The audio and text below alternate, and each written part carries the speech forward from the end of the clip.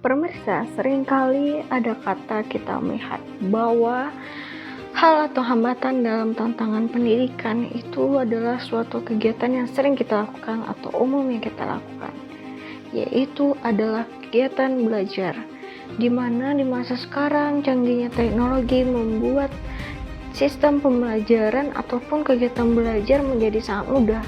Namun masih banyak dari antara siswa maupun guru sulit beradaptasi dengan keadaan. Ditambah dengan perubahan kurikulum yang terus berubah membuat sistem pembelajaran atau pendidikan yang tidak semerata atau yang selalu berubah-ubah, sehingga membuat siswa ataupun guru sulit beradaptasi dalam menyelesaikan cara belajar yang tepat ataupun mencari solusi belajar yang tepat.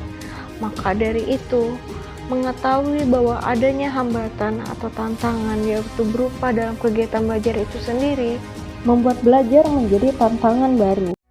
Halo pemirsa, bersama saya Ainaya Dwi Rafikasari dan rekan saya Resta Oktaviandana. Berdasarkan kondisi pendidikan di Indonesia pada saat ini, terdapat banyak sekali hambatan-hambatan baru untuk guru di sekolah maupun orang tua yang berada di rumah. Nah, bener banget tuh. Tantangan baru tersebut berupa kesulitan belajar seperti memahami materi ataupun mencari materi. Nah, seharusnya di era teknologi yang sudah sangat maju ini, belajar adalah kegiatan yang mudah untuk dilakukan.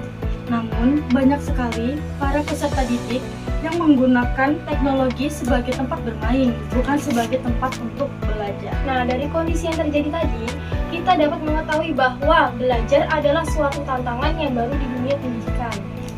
Untuk memperjelas kondisi pada saat ini, akan diberitahukan lebih lanjut oleh saudari kita yang berada di lokasi, yaitu Liberty Giang. Bagaimana Liberty Giang? Baik, saya Liberty Giang melaporkan dari lokasi kejadian saat ini, di mana saya melihat situasi di dalam kelas. Kebanyakan siswa malas belajar, lebih memilih untuk main HP untuk bermain game dibandingkan menggunakan HP untuk mencari sumber belajar. Hal ini dapat dilihat bahwa belajar bukanlah hal yang mudah, dikarenakan kurangnya inisiatif dan motivasi dalam mencari sumber belajar. Baik, sekarang saya bersama seorang guru yang bernama Ibu Isna. Saya akan memberikan beberapa pertanyaan mengenai kesulitan dalam belajar. Apakah Ibu siap? Baik, siap.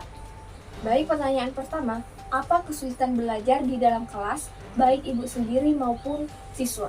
Bagi saya, kesulitan belajar adalah mencari referensi dan sumber-sumber belajar. Kalau bagi siswa, kurangnya pengetahuan dalam teknologi untuk memanfaatkan sarana dan prasarana sebagai sumber belajar. Baik, pertanyaan yang kedua akan dijawab oleh Bu Fisti.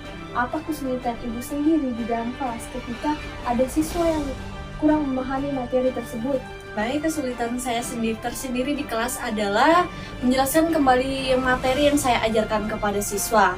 Misalnya ketika ada siswa yang tidak memahami materi, mereka akan kesulitan belajar di rumah. Hal ini merupakan salah satu kesulitan saya tersendiri sebagai seorang guru. Baik, pertanyaan yang ketiga, bagaimana cara Ibu mengatasi kesulitan dalam belajar? Cara saya tersendiri di kelas adalah dengan menerapkan model atau metode pembelajaran yang menarik sehingga siswa tidak bosan di kelas. Ataupun saya memberikan sumber-sumber referensi atau materi yang bagus sehingga siswa termotivasi ataupun terdorong dalam kegiatan pembelajaran. Baik, terima kasih Bu Fisti. Kami kembalikan kepada studio. Terima kasih kepada saudari Liberty. Berdasarkan informasi tersebut, dapat kita simpulkan bahwa belajar adalah kegiatan yang tidak mudah untuk dilakukan. Hal ini dikarenakan kurangnya ilmu pengetahuan dalam memanfaatkan teknologi, dan yang paling utama adalah kurangnya motivasi dan niat untuk belajar. Baik, saya akan menutup presentasi dari kelompok 1. Sekian dan terima kasih.